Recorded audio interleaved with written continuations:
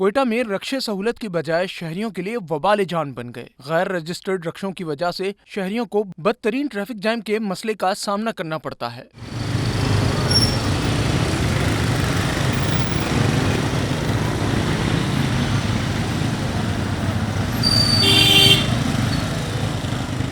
شہر میں غیر رجسٹرڈ رکشوں کی تعداد 12,000 سے تجاوز کر گئی ہے۔ شہریوں نے الزام عائد کرتے ہوئے کہا، رکشا مافیا کو ٹریفک پولیس کی سرپرستی حاصل ہے۔